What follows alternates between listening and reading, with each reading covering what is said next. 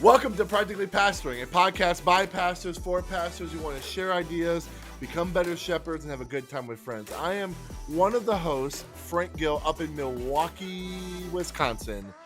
All the way in Baltimore, Maryland, my buddy Jeff Simpson. Hello.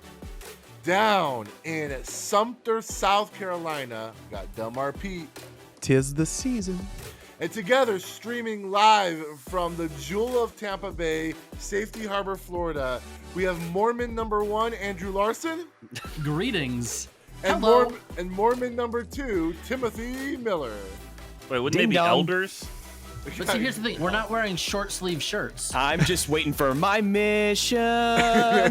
Guys, when I drive someone from here to the Dulles airport, next time I go, I'm going to take a picture and send it to y'all. There is a humongous Mormon tabernacle with giant golden spires and the little guy with the trumpet at the top. Wow.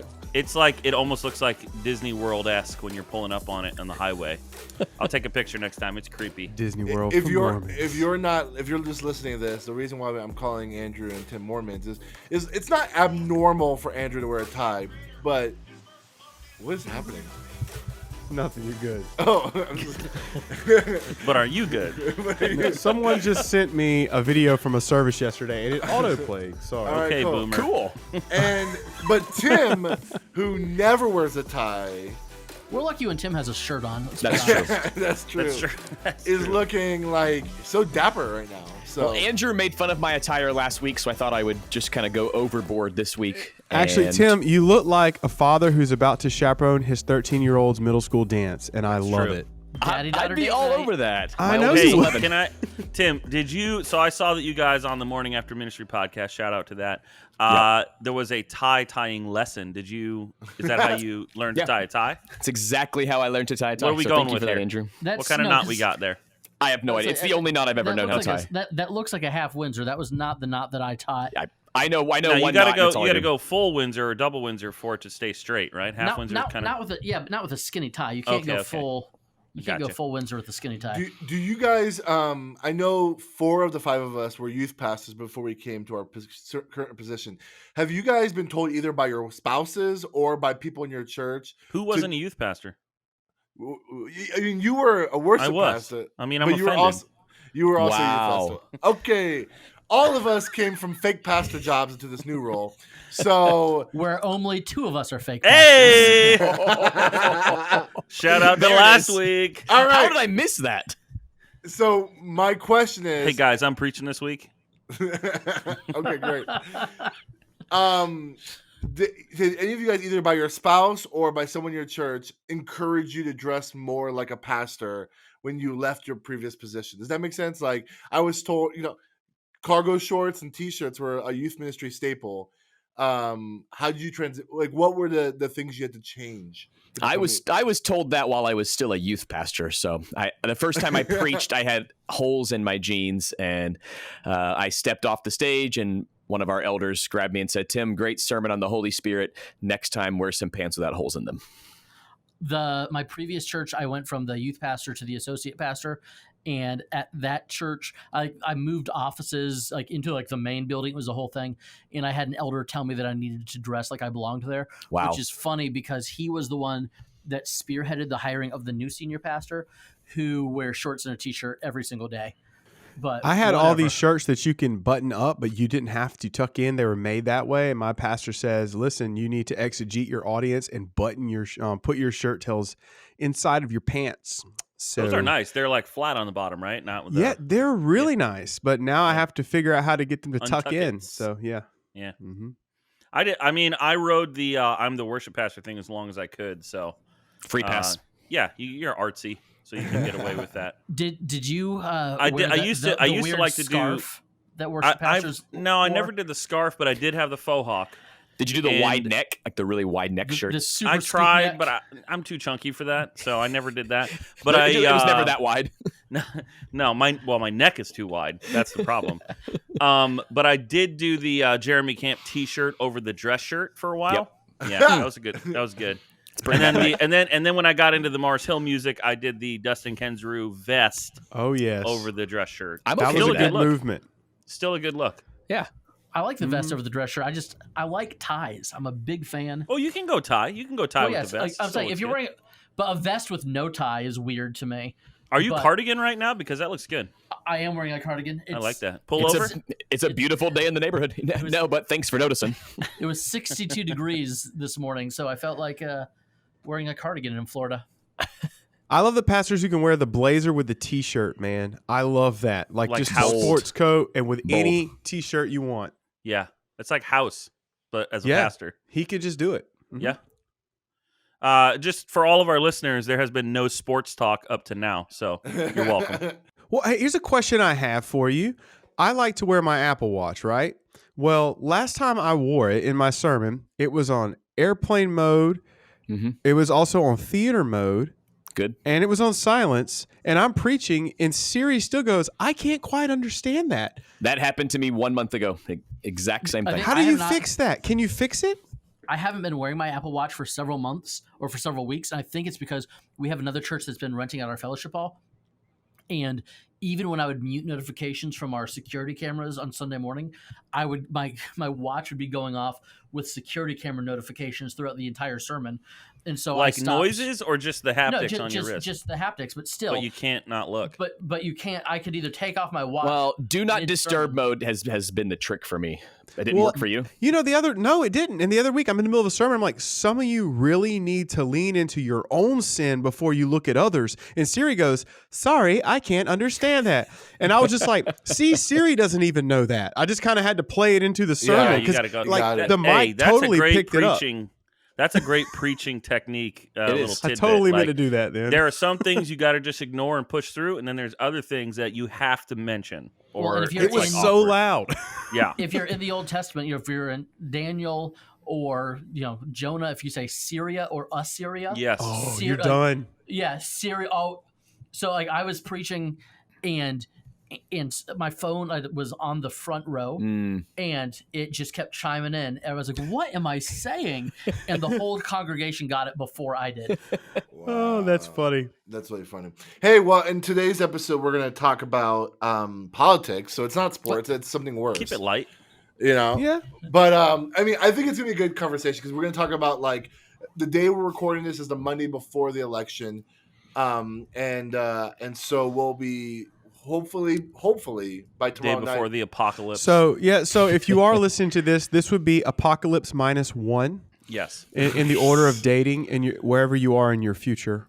I Okay. just And I just whatever- went this morning and finished early voting. So yay 2020. Yeah. Good man. Yep. I Do you know, I Wrote voted him in. last Thursday, and I have found in my community, the people who have already voted are happier. I feel like they're just like the burden's off of them. They just have more joy to talk to because it's just not a thing they have to go do anymore. Well, their joy is gonna be robbed tomorrow. So we're gonna talk about kind of like what it's gonna be like. I mean, this is gonna be kind of like pondering and hypothesizing of what life is going to be like after the election, but also what is pastoring in that world after the election. So we're going to talk about a little bit Hey, about that. whoever's pastor took the 3-week sabbatical right now, smart move, buddy. Smart move. Real smart. move. And by the way, when I said yay 2020, I meant Kanye 2020. Oh, we all knew I what you wrote meant. him in. Yeah. Oh, you good. Maybe. Good. Hey, You don't know. I did hear that there is a state. I think it's like. I did see him. There was a list of names that you could write in on the wall when I was in line, and I did see his name, and I was like, I chuckled a little bit. I through my don't- mask. I did hear. I don't know if it was like Idaho or some state like that, but there's a state where you can write in candidates, and the candidates can submit their nicknames as their like running name or whatever. And so there was a guy, I think it was like Idaho, who he ran for president, and in that state he put his name as none of the above. And he got 13 votes because 13 people wrote none of the above in the write-in. So that's pretty impressive. Vote Hey, ye so- for the birthday party. You guys who have already voted, did you vote with the paper ballot, or like me, did you vote on a touchscreen? So yours wasn't both, Jeff? Because I did mine on a touchscreen, and then it shot out a piece of paper. Yeah. And then It I prints it for you. Yeah. Okay, yeah. But No, like paper you didn't ballot fill all in the the way. bubbles. Yep. Fill in the bubble, paper ballot. But I felt weird because I remember all throughout high school people saying when you fill out these like documents and you bubble in, it has to be a number 2 pencil. And I just had this like sterilized pen that they gave me. You were confused with the SAT, man. I guess so. But yeah, they gave me a sticker. There was a lot of like protocol. I had to put it in the envelope, not seal it, go into a lady, seal it, and have her and like sign it or something, and then put it in a box. And they gave me a sticker, and I walked out of my Really? Dude, it's library. so funny that like it's like the cheapest possible sticker is proof that you are a good citizen. That's it. That's all you need. Hey, Delmar, when you put It's like your a participation printed thing in, trophy. when you put your And- ballot in, was the lady like super awkward and not looking? Because the lady that was like doing mine was like, put it in here. And she like, Yeah. she was like trying to make sure I knew she wasn't looking. I voted with a Q-tip. Did you vote with a Q-tip? We voted. No, it was my finger. No, they gave me a Q-tip, and I had to like touch the kinda thing smart. with a Q-tip. Yeah. Yeah, they Interesting. sanitized it right before, so I wouldn't. You get know the what's Rona funny? from I voting. watch all these commercials about the voting this year, and it's just beautiful imagery where the camera's gliding into the voting like the voting system. It comes up with this like well put together human being behind the booth, and she's like, "Here's your order." But when you go to it in real life, it's like when you watch the McDonald's Big Mac commercial, and then you go and get the real Big Mac. It's just like she's like, "Your booth's over there. Go over. Here's a Q-tip. Do it." It's like. Not at all. Like, Was did I don't you know. drive at to your vote? polling location? I'm in South Yeah, Carolina. where did you so- drive to vote, man? You in South Carolina? Hey, well, we're a military. We're a military over community, there. so All right. True, you have true. all kind of accents around here, which True. is kind of fun. Russian military, apparently. That's interesting. Did I hear correctly that Tim, your church is a voting place? We are a polling location, have been for as long as I've been there, so way before my time. Is In there bed with Caesar? is there any kind of incentive for your church? Like, do you guys get paid or anything? I think it's like They $200 bucks, They something pay like you that. for utilities and, Yeah. and usage and stuff like I think it's like 100, Like 200 just for the bucks. day. That's it. Oh wow! Yeah. that. Yeah. Did you do it for the election day or like early? Yeah, for the primaries, for everything. Yeah. Cool. So has Yeah, right in our everybody student here center. already voted? Is that what I'm hearing? I have not. He is an election day guy and I- always has I'm been. going to stand in line. I will say I do think it should be a national holiday. I think election day should be like everybody. My wife's a teacher, and she's out tomorrow. yeah. Really? I was like, I want that. Yeah. You guys are the bosses. You can take off tomorrow. Del, is No, your I wife realize out this because I'm going to do what I want. it's a polling location? Yeah, her school is a voting location. Yeah, Cool. So Awesome. Well, we're going to talk some more about politics in a little bit. Yep. We have some cool clergy cliff notes. I Can't think wait. it'll be pretty practical. But before we do that, if you're watching on YouTube, please hit subscribe, please like, all that kind of good stuff. If you're on iTunes, of course, we would love a 5-star review. Share this with a friend, and also join us on our Facebook group, like our Instagram page, all that kind of stuff. It's going to help the show. Keep it moving, keep it going. With that being said, let's do a clergy cliff note.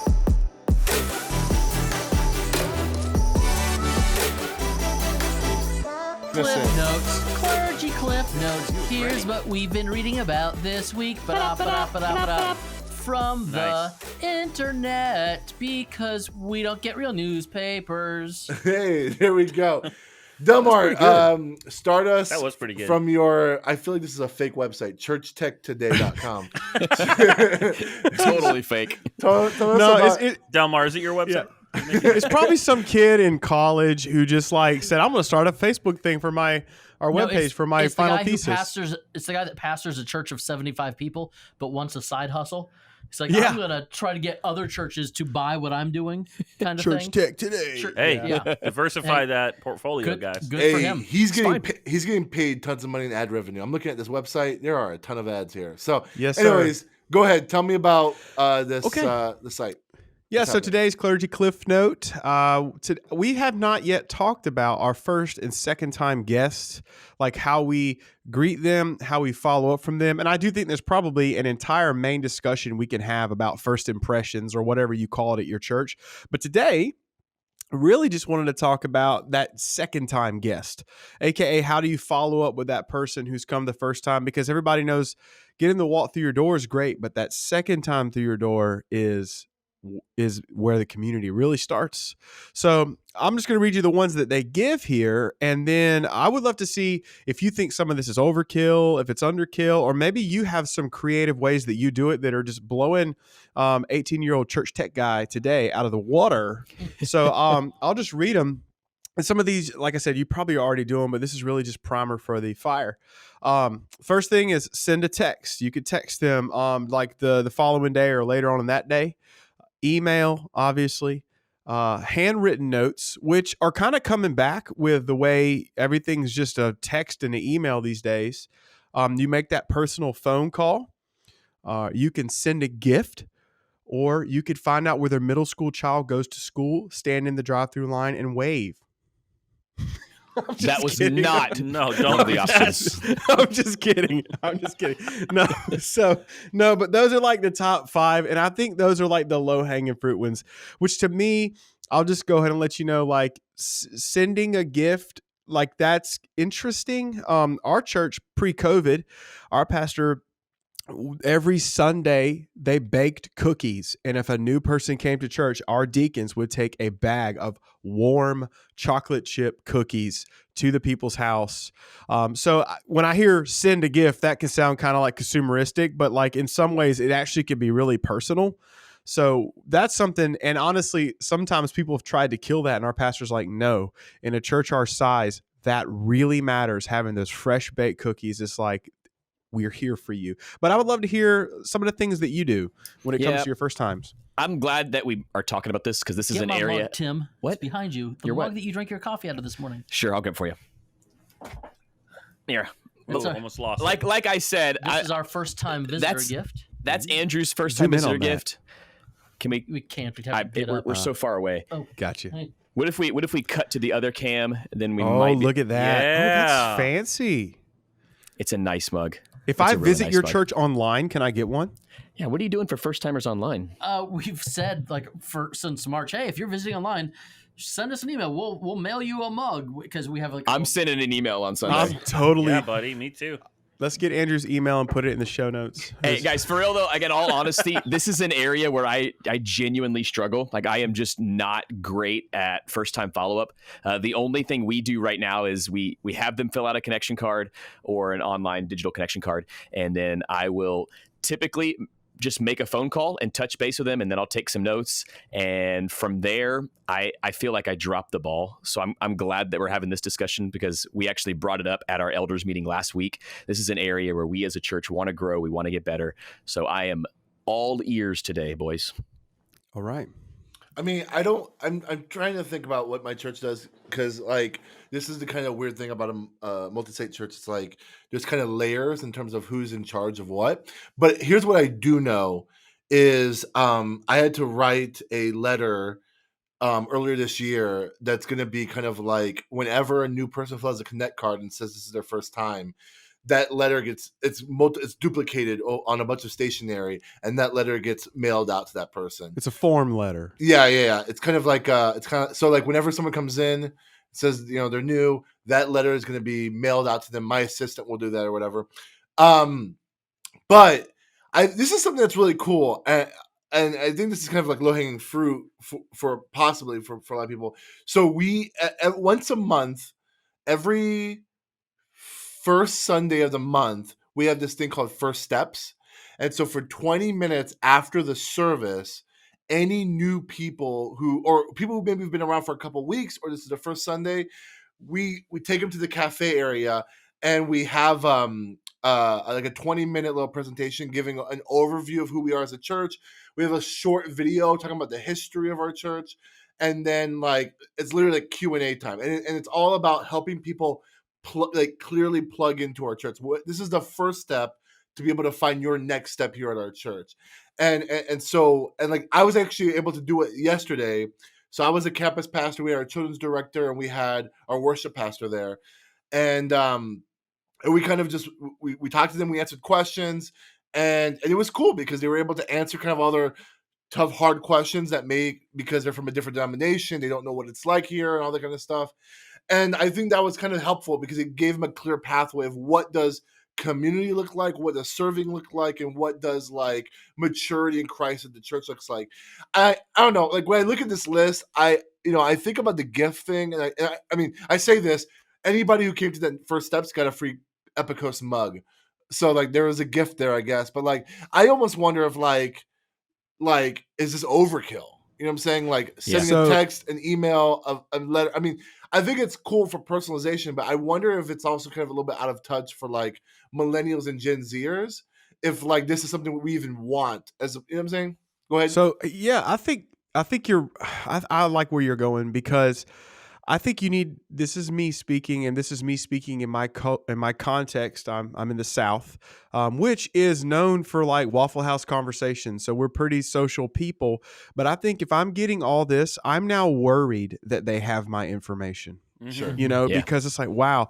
So what we do when they come on a Sunday morning, we used to give out mugs and stuff, but we're still loading in and loading out. And since we've had to relocate, it's just a lot tighter. So what I did is I went to Little Caesars and I got 100 Little Caesar pizza vouchers.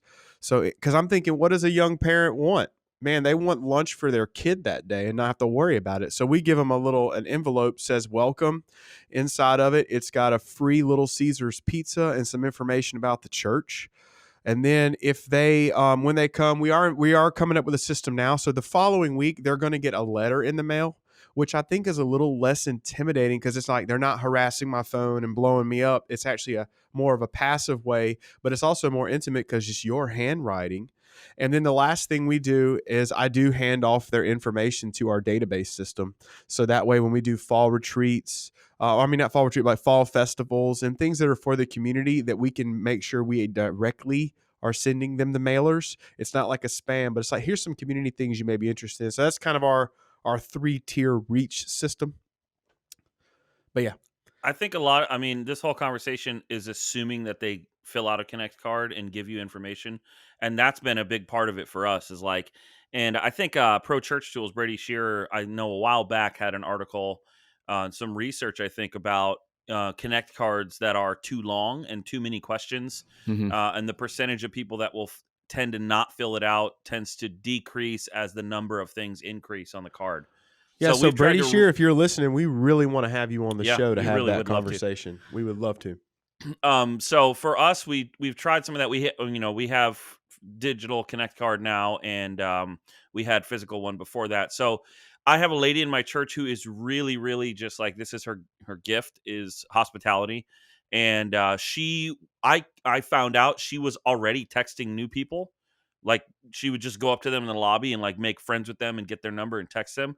And so I was like, well, why don't I just put her in charge of that since She's crushing it already. already doing it? So that's what we did, and we do have Planning Center, and we have it set up so that if a new Connect card does get filled out, it alerts me, and then I can, you can set up like different steps that different people can do, and so probably any management software has a system like that, but we haven't done a gift, and I think, like you said, Del, part of it is culture.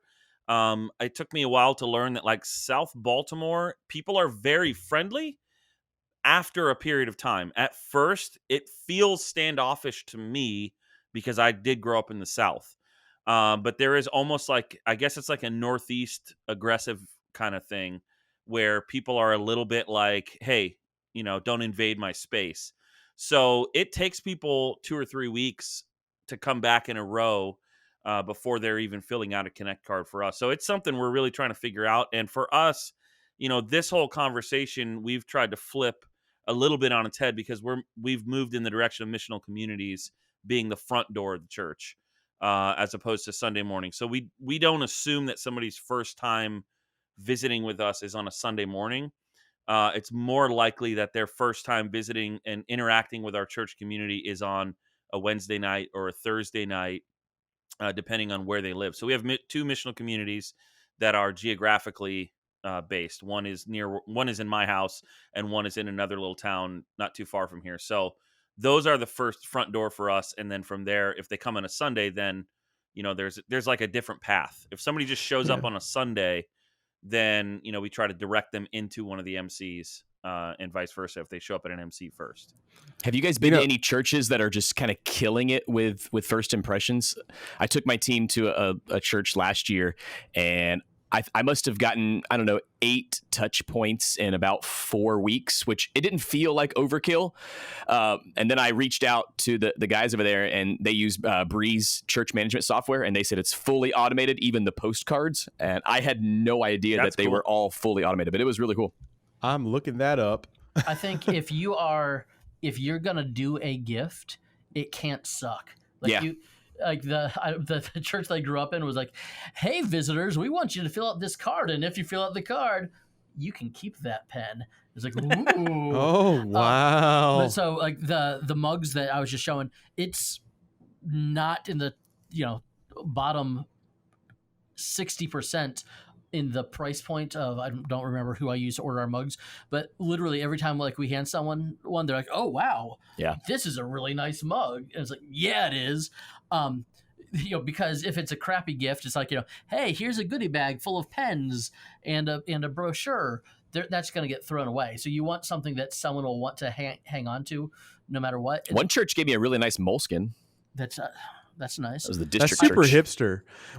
They're very hipster. There was an article I read maybe 3 years ago that said something like 1 in 10 first-time visitors will make that church their home church. So, just if you spread out your first-time visitors in whether or not that person is a weekly attender, monthly attender, whatever that person considers to be their home church, 1 in 10 people who visit a church will make that church their home church, but 3 in 10 that receive some kind of a gift from the church will make the church their home church. Wow.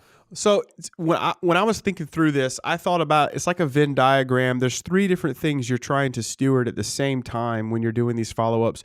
You're trying to steward their information well, because you don't want them to think that you have this and now oh my gosh, I wish I would have never given them that. You're also trying to steward your church's resources well, because I can buy $10 mugs. Is that God honoring with little Miss Betsy's $10 a week tithe, And then I'm also trying to steward both our time and the other person's time, So there's these 3 things. And if I'm eating up their time and making them anxious about their information, if I'm being a bad steward, so somewhere in the middle, you have to determine like, where's the sweet spot? I know for me, every single weekend of the year, almost on Saturday, I go to yard sales because we live in a military community. So like these people just let stuff go really cheap. So we go yard sales. I have lost count of how many times I have seen our churches. I saw one of our church's mugs from like the early 2000s at a yard sale. I saw a book bag that we gave our student ministries. We gave them drawstring bags. I've seen those at yard sales. So it's like, it's cool. And to which I'm a little perturbed, because I'm like, man, you're letting that go for 50 cents. I gave you that for free. But yeah, I think there is a level of like, how are we stewarding that? Have any of y'all ever done a first time thing that just absolutely bombed? Oh, my previous church, we went for, not the warm cookies, but we would give visitors a warm loaf of bread like that day. And so what that meant was there was bread that was in the freezer in the church kitchen that was heated up for the service. And if nobody took it, it went back in the freezer. And so I was like, oh, wow, that's terrible. And so then someone decided, no, that bread's not a good idea. So we were giving out bags of microwave popcorn with like a little sticky note that said "Glad you popped in." And I was like, "Oh my goodness!" Got the puns. So clever. Well, we were. Can we talk about bad church coffee too? Ooh. Like, I don't Please, know what go ahead. has happened in the previous generation, but like something's broke, listen, man. If you're I hope this isn't offensive. If you're a boomer age pastor, please brew some decent coffee for the millennials that are coming to visit. Because can you say it louder so that my pastors coffee. can hear it? Don't just have coffee because you think you're supposed to have coffee and buy the cheapest possible, like chock full of nuts or whatever. Folgers, the best part Maxwell. of up. Like, okay, so here's the thing. Not If you are much listening, more expensive. Like it really. Yeah. We have a cold brew that we do, and so what started to happen was like the ladies that make the coffee were brewing hot coffee for Sunday morning And then their idea of cold brew, because I didn't communicate it well enough, was whatever's left over, decaf and regular, just mix it all together and put it in the fridge, and we'll serve that as the iced coffee the next week. And I had to explain, like, there's a big difference between cold brew and iced coffee. And so we need to, like, brew some cold brew, like, Friday before so that it's actually really good on Sunday. But So you guys here- brought your hospitality teams back? Like we're not serving food. No, we're or not yet. beverages. No, we're not. I Okay. actually do serve coffee just in our life group space, but it's K cups because which is you could argue about the quality of that. But most churches are going to return to that. And I will say this quick thing: there's what you call first, second, and third wave coffee. Okay, first wave coffee was made really big during World War I, World War II. It's the stuff where you get like Folgers, Maxwell House. It's actually where the freeze dried stuff, the instant coffee. Back then, it was more to serve a utilitarian purpose. Then you have second wave coffee, which is going to be more the mainstream coffee like Starbucks or Dunkin', where they actually were like, we want to actually make sure that we're resourcing good beans. And then you have third wave coffee, which is really about fair trade. It's about getting to know your coffee distributors. Here's the thing, church.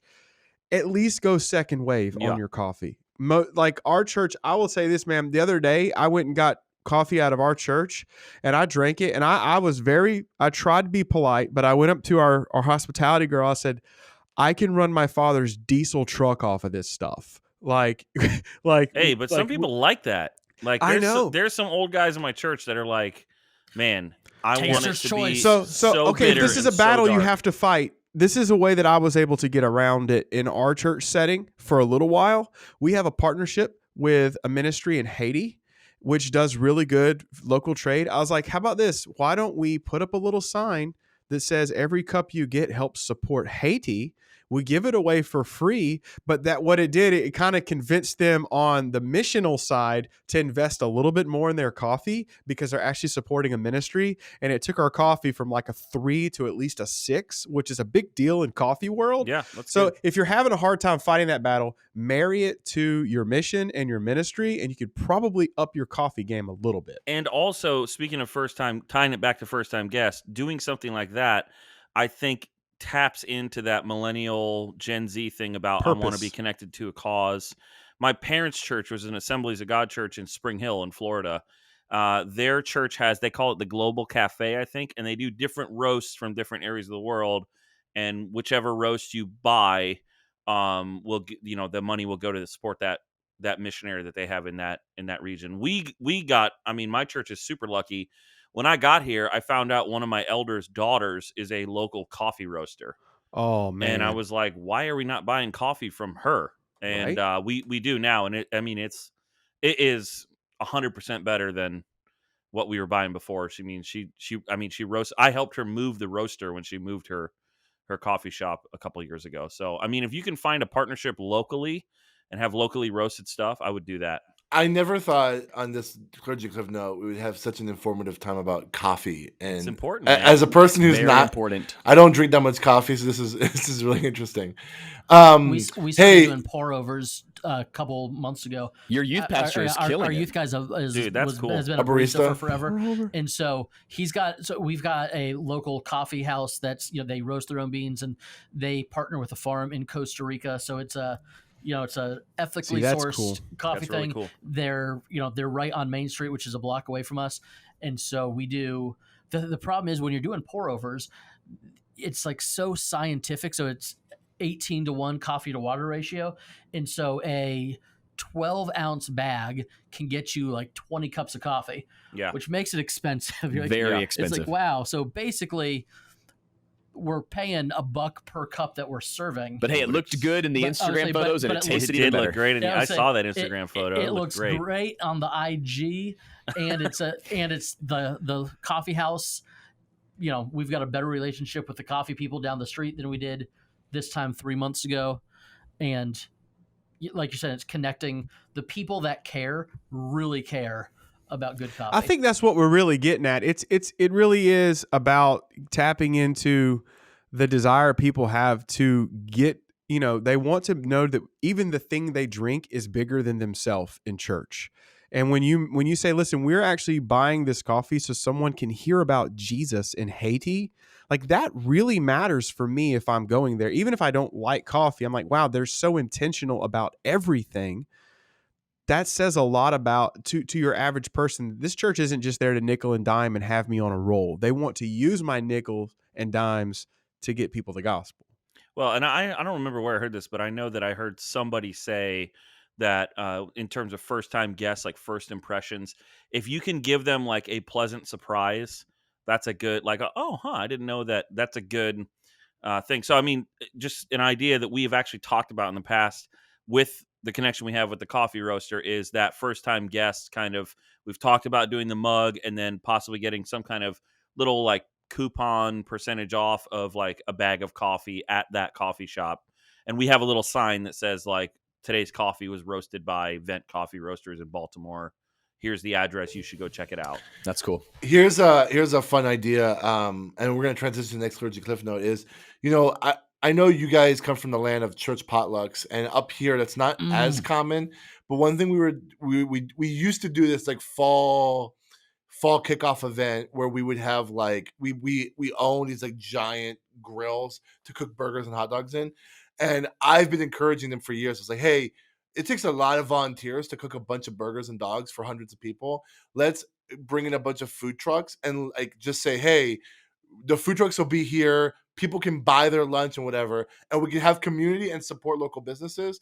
The coolest thing we did is we ordered 3 or 4 local food trucks, but also 1 mobile barista, and that was the coolest thing ever because this person made like really high quality coffee for our little event, and the people loved it, and the community loved it too because it was super fun. All right, Tim, what do you do when you pass gas on stage? That is not my Clergy Cliff Note. But what is your Clergy Cliff Note? Andrew, here's the deal. We're gonna link this Clergy Cliff Note like we always do. It's on Christianity Today, and it's titled "Few Churches Back to Pre-COVID Attendance," and there's a lot of stats and figures in there that I'm not going to get into. It should say the churches that are back to pre-COVID attendance. Has everyone getting COVID? I mean, The gist is this: most churches are back open and they're gathering in person. By far, most churches are back open. And by far, most churches do not have the same number of people attending in person that they had pre-COVID. We've experienced this at Lakeview. We're at, I think we're right at about 60 to 65%. That's right, where we are. As to where we were pre-COVID. And we've kind of been maintaining that for the last 4 or 5 weeks or so. There's been a little bit of an uptick. That's probably what we went from 60 to 65%, but we've been kind of holding right there. So we had a really interesting discussion with my elders last Wednesday night, and it was just this idea of, okay, here's where we're at 60 to 65%. Do we want to encourage people to start making a plan to come back, or do we not want to risk the shame of saying, hey, we'd love to have you back, and continue to encourage them worshiping online? We do believe that the online worship is a supplement. It's a temporary fix. It's not the long-term thing. So I don't know.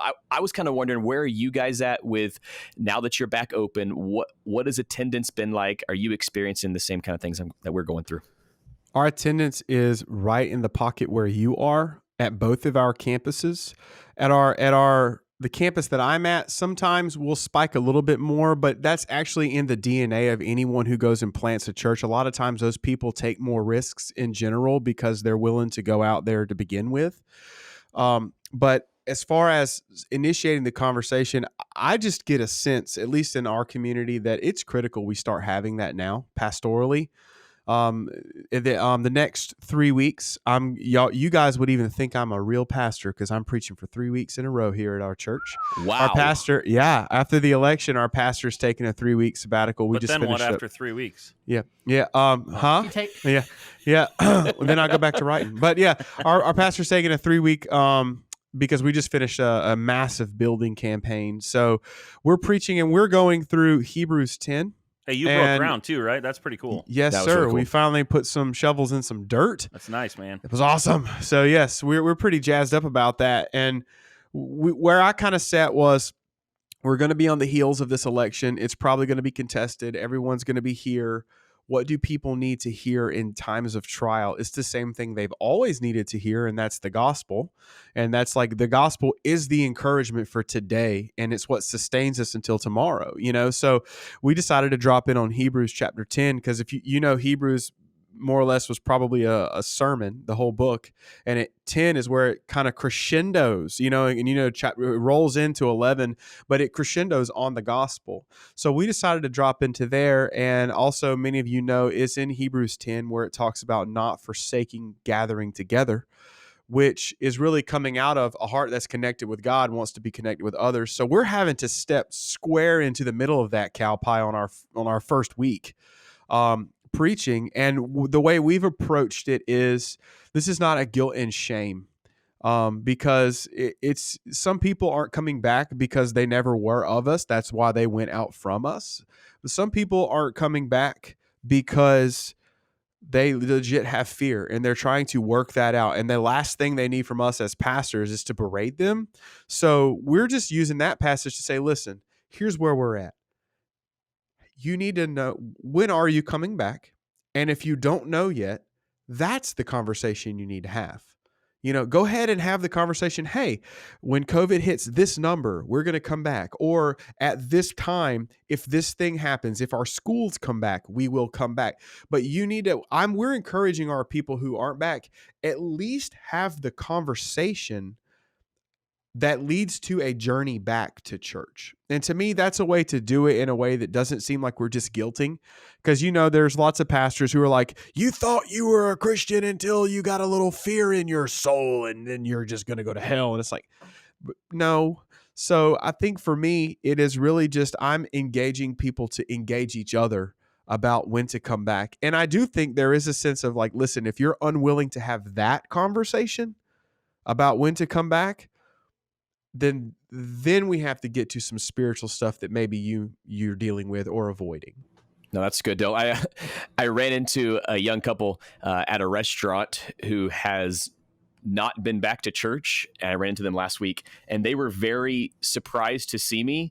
And the first words out of their mouth were, "This is our first time out." Like, almost like I caught them, and I was like, guys, I just wanted to say, hey, I wanted to meet the baby. They had a baby during the pandemic, so I got to meet the baby. But I could feel how tense it was, because they kind of felt like shame. Like, what is he going to say to me? And then Del, I actually had that exact conversation that you just talked about with them, and they were very supportive and very on board. So it was really cool.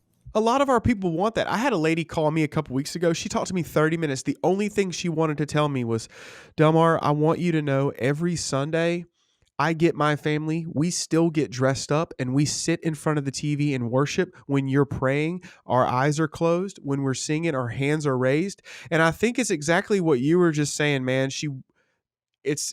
I am in it. Please don't dag me and say I'm a bad Christian. And I think, like, to me, it kind of hurt my heart, because I was like, I don't ever even want to be seen as the pastor who would come across that way.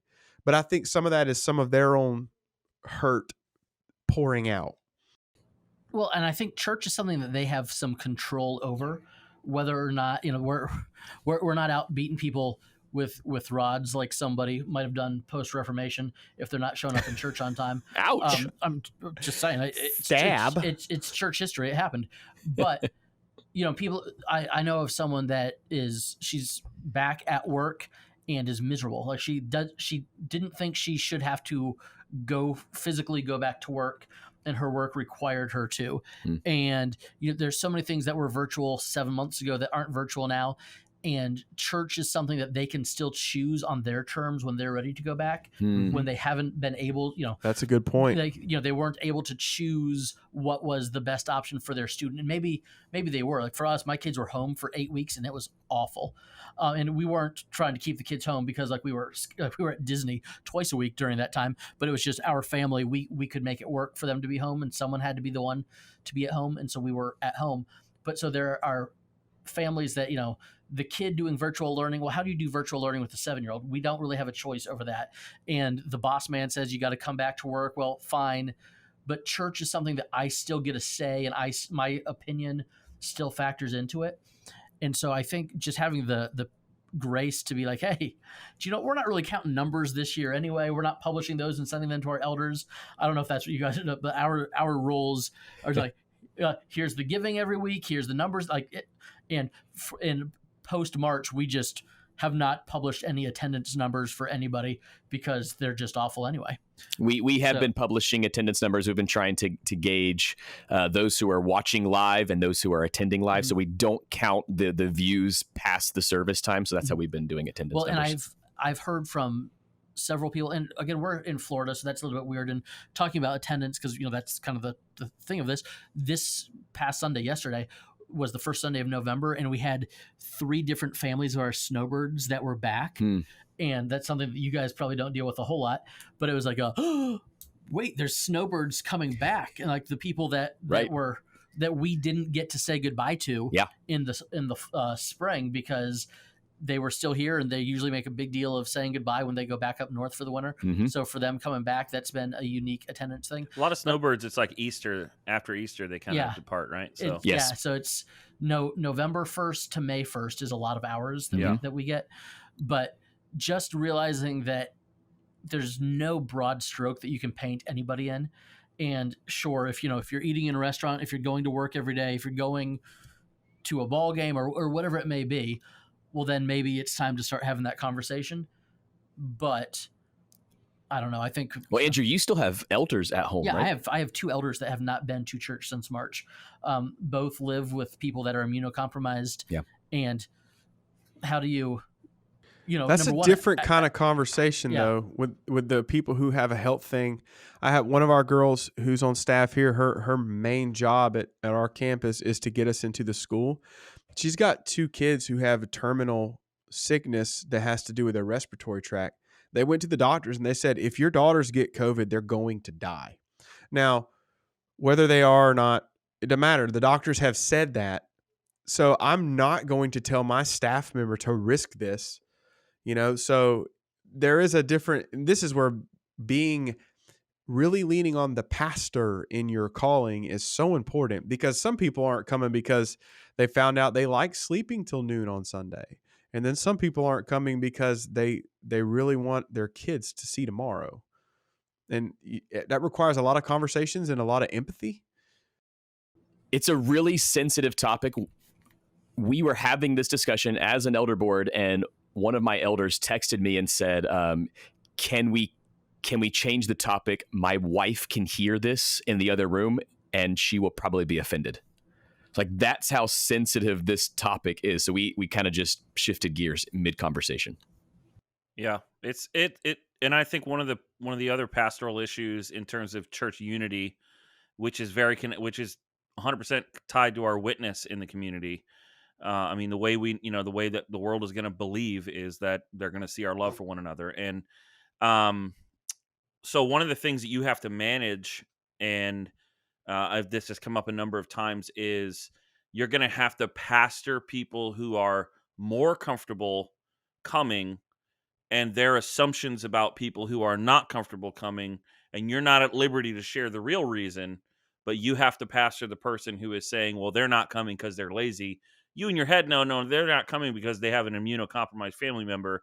I'm not free to share that with you, so I just have to pastorally, talk about you not judging and all that stuff. So, and I think part of this conversation with we just had our first in-person gathering in our building. Sunday was our first one.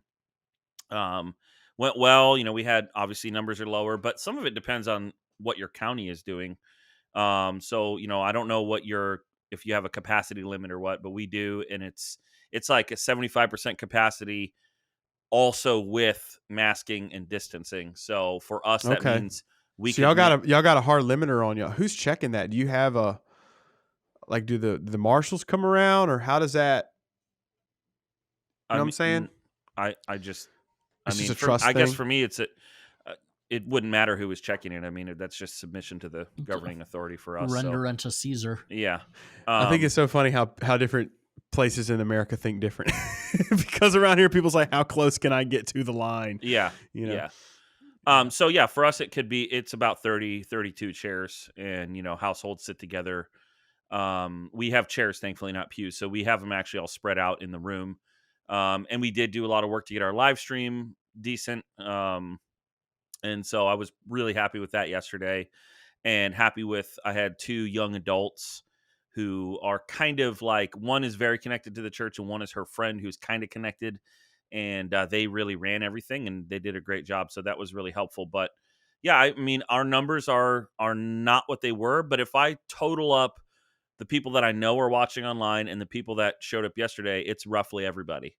So they were engaged in some way, and we are having a discussion. I mean, at the end of my time at Trinity, where I went to Bible college, I studied uh, kind of the effects of electronic media and spiritual formation. And one of the things that is constantly rattling around in my brain is I feel this tension between this model of live streaming that we all use and I use, where it's basically a broadcast, and so there is no necessity for them to actually, like, there's no skin in the game for them. They just kind of watch Yeah. it passively. You're an So I've been, observer, not a participant. right. So I've been trying to figure out ways to, like, how can we, and I mean, we've talked about it before on the show, but like the way the NBA did some of their stuff with screens. I've seen artists do some stuff. It looks like a guy that Frank and I know from college, who's a rapper, KB, is going to do a cool live stream concert experience. I saw a picture that looked really interesting. So I'm debating, like, maybe we do, and that's why we talked with Josh Fuentes, who the special episode we did a while back. Just trying to figure out, like, can we do something with Zoom? We use Church Online platform, and for a while we weren't broadcasting to Facebook and YouTube. We were just doing Church Online. So the idea was, like, they have to purposely choose to go there, almost like coming to church. So we're just toying with a lot of different things to try to engage. I think the most important thing is, like, your calling as a shepherd is to try to shepherd, and I don't think God's going to hold you accountable for numbers, but I do think He's going to hold you accountable for what you tried to do and your heart in it. Like, Lord, I mean, I was trying. I maybe I didn't do it right, but I think you trying to say, like, I want to engage people and I want them to hear the gospel and I want them to grow in their discipleship, I think is what's most important in the heart of a pastor. Well, I think the numbers conversation just in church in general, and Jeff, you and I are probably in the 2 smallest churches represented here, but any numbers conversation, it comes down to a stewardship issue. It'd be really easy to be like, hey, I'm going to, all I got is these, 50 people, all these 70, these 80, whatever the number might be. God, that's all you've given me, so I'm just going to ho-hum until I get more people. Or you can steward what you've been given, and it's the parable of the talents, just with people.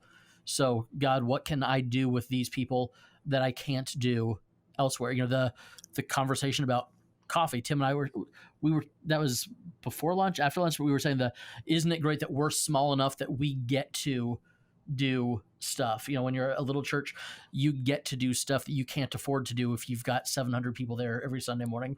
Sure. You're little enough that you get to have the personal touch. And with smaller congregations or less congregants coming physically, we're going to get to do more things that we wouldn't get to do if there were 40 or 50% more people.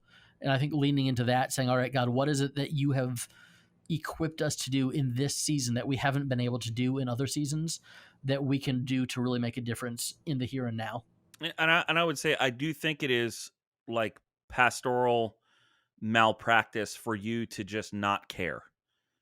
And to say, like, well, I don't know how numbers work and I'm not familiar with technology. It's like, I'm sorry you don't know how numbers work and you're not familiar with technology, but we live in 2020. This is where God knew you would live, and He placed you as the pastor over this group, over this church. And, Del, you're in Hebrews, and a little later in Hebrews, the instruction to the people is to watch the manner of life of their leaders. And I think as leaders, if our people see us caring about it and striving for it and trying to do evangelism in this weird moment, that matters. And I don't think the results are up to you, but I think the effort is definitely up to you. I think, yeah. I mean, just to kind of lean into that and completely agree with you. Right now, I think the most important thing a pastor needs to have is posture. Like, pre-COVID, yeah, pre-COVID, it was, how are we doing these things? What measures are we taking? But right now, like, having that posture of, We are completely submitting to God with the numbers. We're submitting to God with who's coming back and when. We're gonna do what we need to do. But having that posture of, hey, listen, I can't force you, I can't make you, and I can't guilt you, but I can love you. And I mean, that's what we're called to do as pastors. And I can say this is where the Holy Spirit is leading us as a people, and I want you to be part of that. You know. Yeah. I think this is good. I want to transition into our main discussion. Main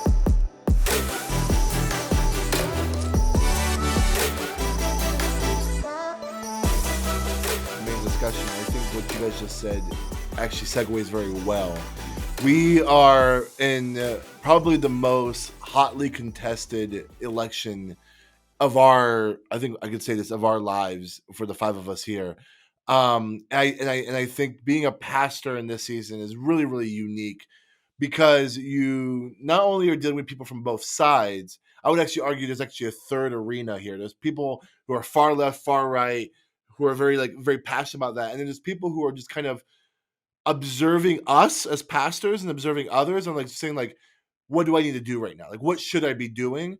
Because it's not that they don't have an opinion, but they don't know exactly like what is the proper recourse because they could see truth on both arguments on both sides, which I think is it's a position that I think some of our people hold. And so I want to ask this question, what do you think are going to be some best practices for us as pastors into this season of after tomorrow night? I feel that we're probably not going to have an absolute decision by tomorrow night, as much as I wish it was. We're probably it's going to be like a couple days, if not weeks, of kind of confusion. And then even though I praise the Lord, the YouTube ads are going to be going away because I hate those. Hallelujah! I can't stand those ads on either side. Everybody, I purchased YouTube Premium to get away from that. Smart man. Hey, my kids are so passionate one way or the other. Yep. Because like they'll be watching a kid's video and there will be the political ads in the middle of it. So my kids have these very bizarre political opinions. Even Joe Jorgensen. Okay, Joe, don't care. Let's move on. I want to watch my Minecraft video. I think you just need to go there because there's a lot of realities that pastors, we just need to get to. You all have a political opinion. I think that's important. For us to say, oh, we don't, then you're really not thinking much. And you know how I know that? Because we had trick-or-treaters at the house this week. I decorated my house for Christmas, put up all my lights, and my kids in my community thought that meant that the front porch was on and I wanted to do trick-or-treating. So I'm sitting on the front porch and they're all coming up. They're like, Merry Christmas, trick-or-treat. And this one kid came up. She's probably 9 years old. And in my front yard, she just goes, hey, so are you a Trump supporter? She's 9. She's like, are you a Trump supporter? I was like, well, I mean, what do you matter? She's like, oh, I hope you are. I am. And I was like, well, can you tell me why you support Trump? She goes, because I love him. I just love him. And I was like, oh, okay. Well, here's some Dale, candy. you were passing out candy, right? Just to confirm. Yes, it was candy. It was not ammo, But yeah. So South Carolina, baby. But yeah, I mean, so I think that's the thing. Like, since when in our history has a 9-year-old felt the need to have an impression about the president? So I know that if our 9-year-old, but I was a giant nerd. So that's okay. Well, that's fair. There are the answers. That doesn't count. I mean, the most awkward laugh I've ever heard. I remember watching the George Herbert Walker Bush, Bill Clinton town hall style debate and just being enthralled. I thought it was the most fascinating thing I'd ever seen on TV. I watched Power Rangers, bro. Same. In Bible college, we had a class that was taught by the son of the president of the school about American government, and that's the first time I ever cared about politics. It was the Romney high energy class. Yeah, it was the weirdest class I took in Bible college just because it was so different than everything else. But I think, Delmar, to answer your question, I agree. We all do have particular opinions. And I think like this kind of goes into the category for me where it's like, I'm probably very, very vocal privately to people I trust. I trust all 4 of you guys. Jeff and I have some hotly contested text messages privately, just between me. But it's not hotly contested. But like I have like definitely my own political opinion, and I don't want people to think that like I am void of a thought and opinion on politics. I I think here's the thing, Delmar, that I want to make sure that people know about me though is like I want to be most known about my views on the gospel and the bigger view of the kingdom, because I think I always think that like, man, think about how passionate people were about George W. Bush and whoever he ran against. Who cares about any of that now? Like, no, like whatever sermons were preached, whatever ads people bought, like no one's talking about that anymore because of how small within the Al Gore and John Kerry would be the two. yeah. Oh Okay, my sure. God. So what I'm saying is like we don't even talk about those conversations anymore because it's such a small, minute thing in terms of history. Where like I don't want my Twitter feed to be just a bunch like if going back in history and looking at my Twitter feed, I want it to be either super silly and dumb or like thought provoking gospel. gospel, right? Like I Yeah. don't want it to be about like how passionate it was about a certain candidate or not. And I think the reality is, and this is maybe where I might separate from the fold, is I truly believe, as a conviction of my soul, that the Christian experience is not going to allow us to fit neatly into either party. So therefore, like we must hold to principles that are either going to be affirmed or denied by both parties, that therefore is going to make us outliers. And so without the opportunity to speak in nuance, these conversations are going to be hopeless. And so that's why I think, and I know, Tim, I want you to share this.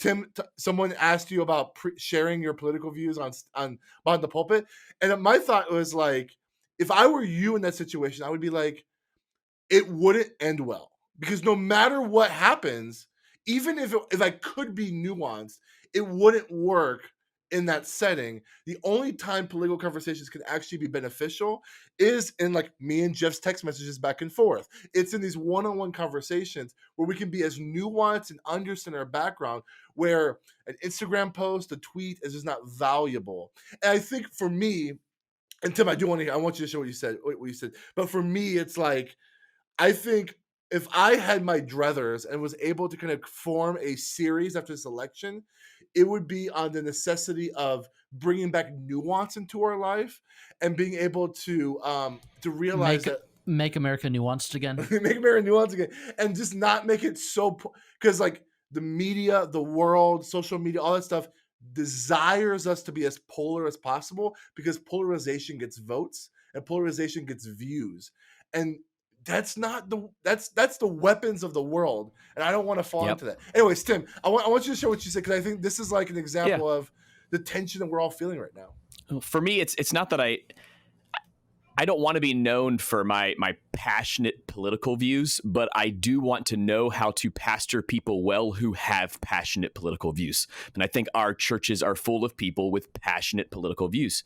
And I had a church member call me on Saturday, and he just flat out said, Tim, if you don't formally endorse Trump tomorrow, I will be leaving the church. And this wasn't like a new guy. This is someone who I've known for a long time. This is someone who's been a part of our family and our church family for many, many years. And that was a very difficult conversation to navigate and to listen to this, elderly man essentially weep on the phone because of how passionate he was about this particular topic. And we did, I had some follow-up via email from him on Saturday night, and I did not publicly endorse a candidate on Sunday morning. We haven't spoken since then. I don't know how it's going to end. I'm praying that we'll have a good conversation this week, but it's my heart's desire not to endorse any political party, but to pastor people well who do have very strong political convictions. I think what you hold on. I'm sorry, Andrew. And I think what's hard about what you just said, Tim, is whatever happens after Tuesday, we still have to pastor them, whether they voted Exactly. for Trump or they voted for Biden. Right. And so then how dare I marginalize my own ability to speak into the lives of people because I want to bolster my own candidate, when ultimately, like we said, 4 years from now, it's not going to matter, Anyway, sorry, Well, Andrew. Go ahead. but it will matter if you marginalize them. I think that's what you're getting at. That's exactly what I'm like saying. what will matter is if I make them feel less than a person because they didn't vote for me. I think one of the Right. things that I'm learning is there's that theological statement. When it comes to your political discourse, you have to know when to hold them, know when to fold them, know when to walk away, and when to run. Like I actually got called a spineless pastor this week because of politics. I got put into this massive Facebook group text, and it was like politics yay or something, and it was from a bunch of people in the community, and they're like, we've added Pastor Delmar into this group because he preaches fire, and we've added Pastor Dean into the group, and they added all these pastors. They wanted me to hand out voter information guides from the pulpit this past Sunday that tells people how to vote. Like I got put in this group, and I'll be honest, I observed it. I did not interact at all because I think sometimes like silence is actually a good thing as a part to what the world would say a lot. Sometimes silence is leverage, and silence is where we find wisdom. And I just read what they were saying. And finally, two pastors says, I'll do it. I'll definitely go ahead, and I want my people to be informed on the truth. And then somebody else spoke into the group. He goes, well, I see we have two. It's a shame we live in a community with so many spineless pastors, basically talking about me and a couple other guys, because we're not going to push these all caps single space type 11 font pamphlets that are telling you who to vote for. It looks like something that was typed on a computer in 1980, like, and it's super bias. And and here's the bad thing with some of these people, I may actually even agree with them, but my opinion doesn't matter. Like what Frank said is the thing. If because politics is such a hot topic, if I speak a lot about the gospel and I speak a little bit about politics, the politics is going to rise above all the conversation I've ever had about the gospel, and then people are going to forget what I'm really about. So I try not to have that, but I think where we were leading in on the front of the conversation when you first set it up, Frank, was like admitting that you do have an opinion is strong because it lets you know when you need to put the brakes on your own self. And it lets you know, hey, who is my person that I can be honest with? For me, I've got a couple of friends who I vehemently agree with and vehemently disagree with, and we check each other quite often. And it helps me get that out so I can be about the thing I'm supposed to be about as a pastor. I think one of the things I try to think through is that I do not want to be a different person from the platform than I am in conversations. Obviously, there are different kinds of communication, so there's a little bit of difference. But what I mean is, I don't want to be saying all of the, the quotable, passionate things about, whatever political view I may be talking about, or how the kingdom of heaven is more important from the pulpit, and then in the hallway afterwards, I'm talking about, one particular candidate or another and how passionate I am about it. So that's been what that's actually done for me more is changed my preaching. So I have entered political conversations more instead of decreasing my political conversations away from the pulpit. So um, when George Floyd happened, we pivoted and we did a series on the kingdom of heaven. Or I should say we were in a series on the kingdom of heaven at that point. And we pivoted and connected kingdom of heaven to, the history of racial stuff in America. And that was, I mean, it was tense for like 4 weeks because I was preaching about it every week. And I had an experience kind of like what you described, Tim. But for me, it was a guy coming up to me after a service where we really talked about particularly some issues between the historic white and historic black church in the United States. And he handed me a Back the Blue sticker and said, I really hope you'll put this on your car. And thankfully, I was just able to, I don't know, the Holy Spirit was like, say this. And I was able to be like, I just don't put stickers on my car.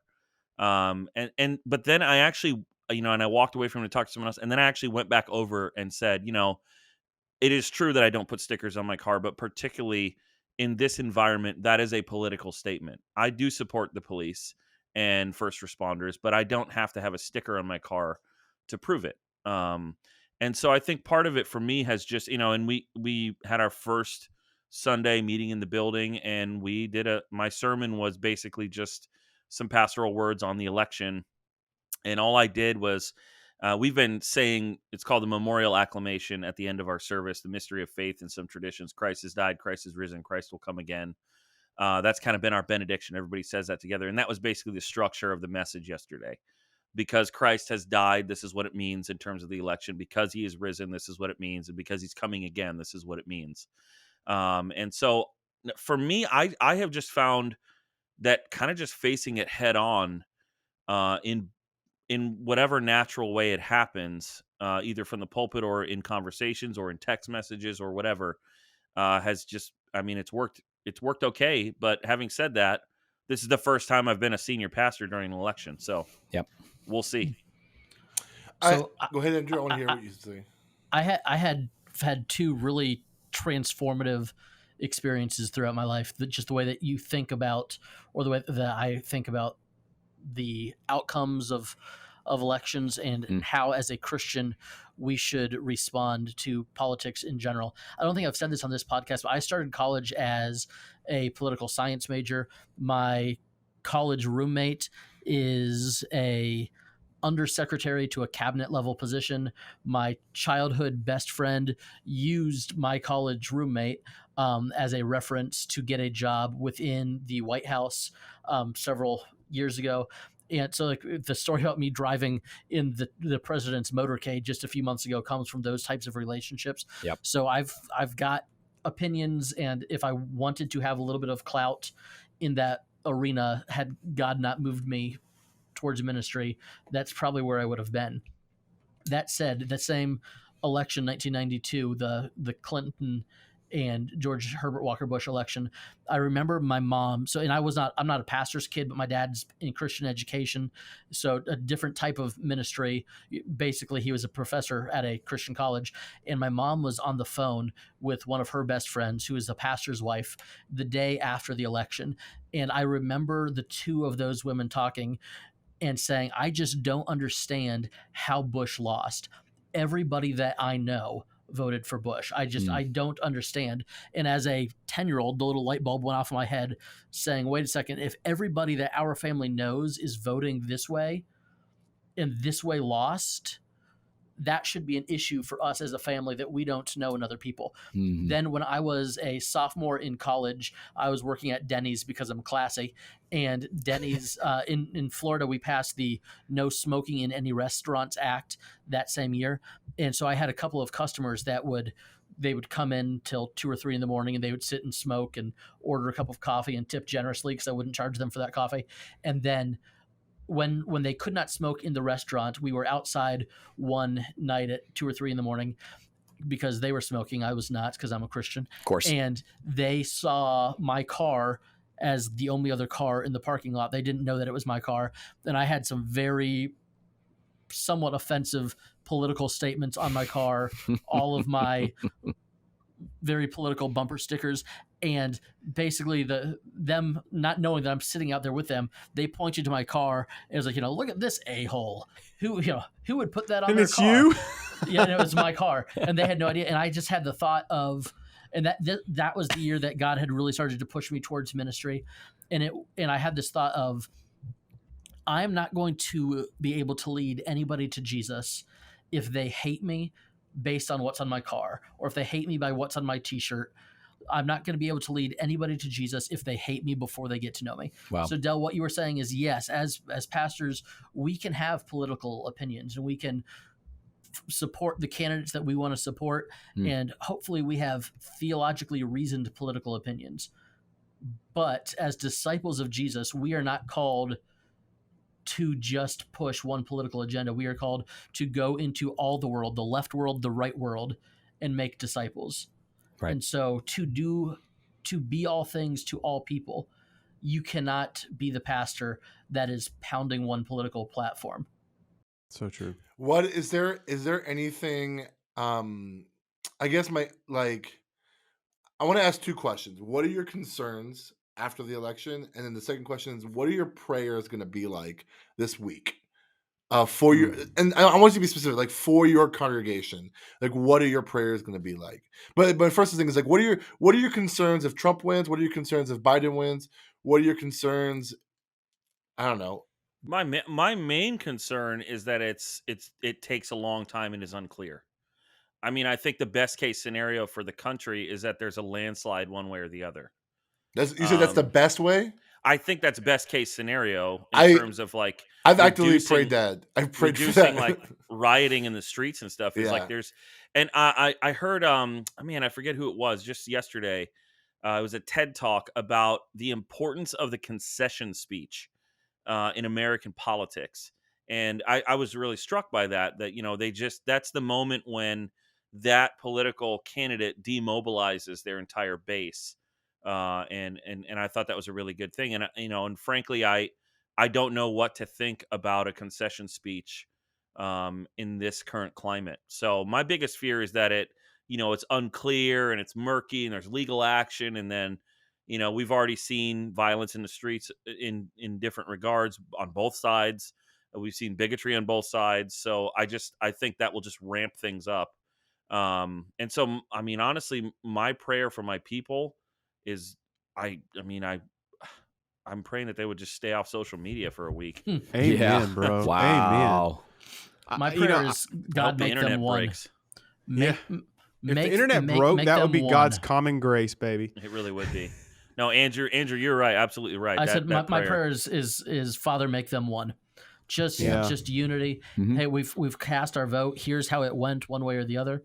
And you know we're in Florida. I was 18 during the dangling Chad era. Oh yeah. So I've already experienced one Florida election going to the Supreme Court, and God make it a landslide. Hmm. You know, my prayer going in is, God, tune my heart to the people who need presence. You know what I'm saying? In the sense of like, I know there's some congregants, either way, whoever wins, I probably need to make a phone call. You know, just, hey, I love you. I'm thinking about you. Guess what? The world hadn't ended, and it didn't end when Rome fell, and it's not going to end with an election. And, you know, so really leaning into that. Also, just thinking about when it happens, we have a closed group on Facebook. I probably am going to do like a stream once it gets dropped. Everybody's going to be up. I'd rather give them something different to listen to. Like once the results come out, hey, all right, here it is. No matter who wins, we're going to stream and we're going to pray. Because, you know, I've thought about this even as I was riding to work today, thinking about the podcast. No matter who wins, like if your candidate wins or if your candidate loses, there are negatives now.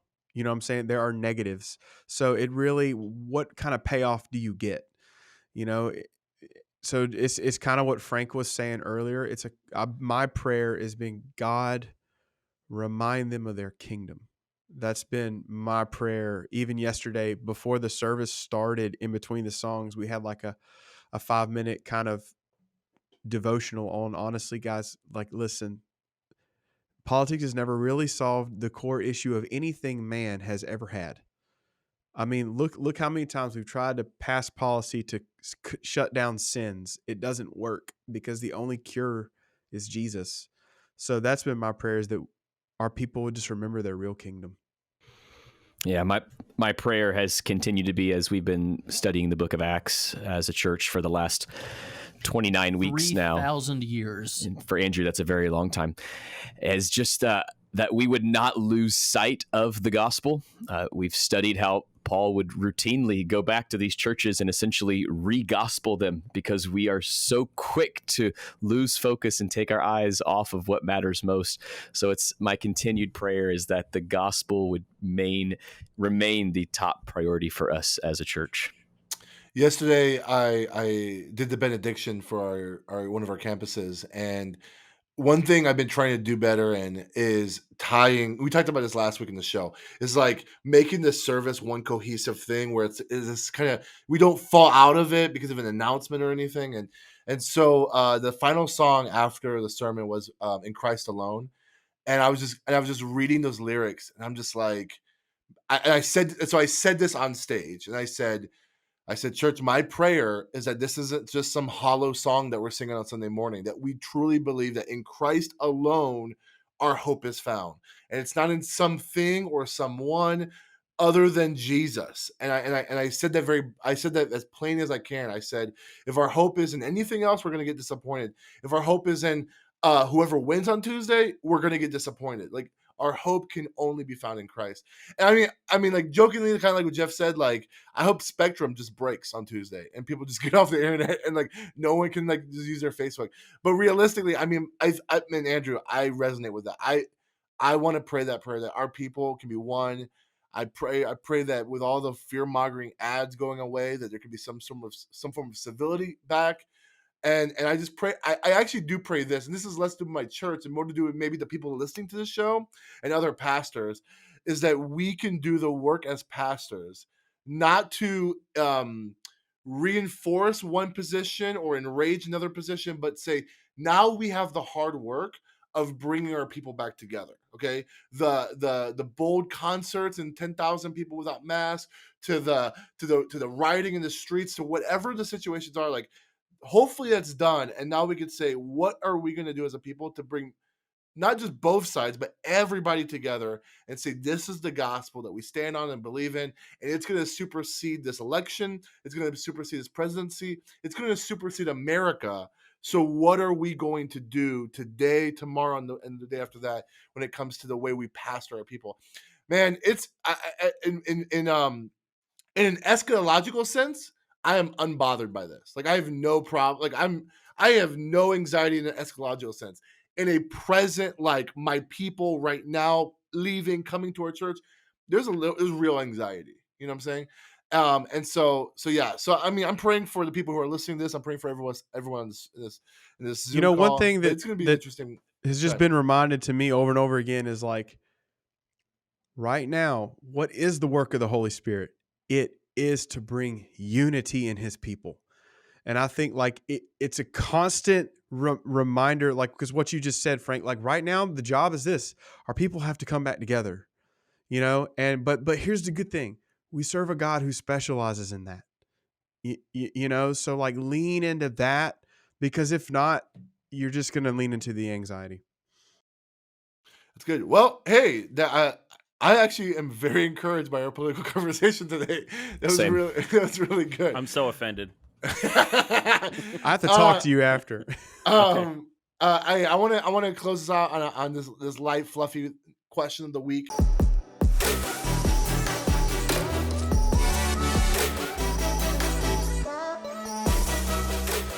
Mostly because I don't have an answer for it, and I want to see one of you guys.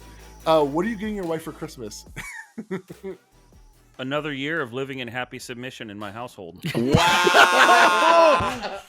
Amy, shout out to you. And this was his last podcast. You know what's awesome is my mother-in-law listens to this, and she is going to get a kick out I was of going what to say, I and just said. I thought that my Santa Claus lingerie comment was going to be controversial. Hey! But, you know, man, wow. I mean, life is good in my house. I guess so. Probably some trip somewhere, because she tends to like. So my wife and I are very different. If you give me $100 and her $100, I will try to find the nicest version of something that I want and spend all $100 on like a really high quality whatever. She will go to like Old Navy and buy as many clearance things as she can for that $100. So it's hard to get her each other gifts. out, though. Yeah, it's hard to get her gifts because I want to get her like a really high quality version of something, and that's not really like her love language. So I think we'll probably go on a trip somewhere or do like a little mini vacation kind of thing. Cool. My wife just had a birthday, and I just got her 12 pedicures. She loves going to get her nails done. And so it was once a month. The gift that keeps You on can- giving. Well done, sir. You can leave the house on a Saturday when I have all 4 children, and you can just go and be gone. Now, while you are gone, those kids will all be on a device, and I will not be actively parenting. But nevertheless, you know, once a month you can cash out and just leave and go get your nails done. So she really appreciated that. So I like that. I think the Santa, Hey. the Santa lingerie is definitely the Christmas present. That's not true. That's not true. It doesn't fit me the way it used to. It's fine. My Oh, gift giving gosh. abilities have been up and down throughout the years. So about 3 years ago, my wife said, Tim, I love that we, surprise each other with gifts, but wouldn't you just like to get something that you want since we're spending our own money? And I said, yes. So we now make lists for each other.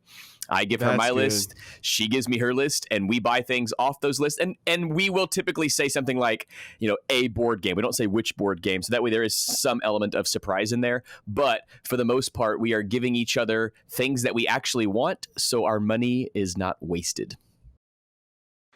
My wife is wanting to turn one of our back rooms into her like teaching room. So when she has to do online teaching, so I'm probably going to be doing some sneaking around and seeing just like what kind of shelves she wants in there, what kind of paint she wants, and do that. And for me, like the number one thing I hate doing in my whole house is painting.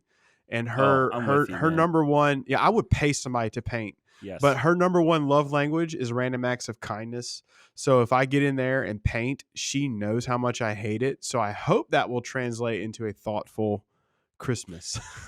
Delmar, you should tell your wife to make a Pinterest board of what she wants her classroom to be like, and then use that information to make that. idea. There See, you this is go. why It's a we do really this, good idea. guys. Creative. Hey, yeah, I have no idea. I think it's kind of similar to what you are doing, Delmar. My wife wants she wants to turn our guest room more into like a guest room / office for herself. And so I think it's probably going to be some like lamps and shelves and stuff like that. I'm going to buy for her for that. So that's cool. Our Facebook group is not entirely just men, which is good. We have some women in there. So I would encourage if you're on the Facebook group, I would love to hear what you're getting your spouse for Christmas. And if you're single, what would you want for Christmas? And ladies, what are some good what are some good gifts, ladies, that maybe we don't know about? Like throw us something. That'd be great. that's good. I think a cardigan is a perfect gift. Tim wants ties. Carlson. So More ties, please. yeah, it sounds I good. Sock definitely ties. want socks. Somebody give me Sock socks ties. for Christmas because I don't get those. Yeah, that's awesome. Hey, with that being said, we thank you for listening. If you are on iTunes, give us that 5-star review. Write a review that helps us. Facebook group, Instagram, join those things. All Practically Pastoring. We want to get to 500. We want to do that before Christmas.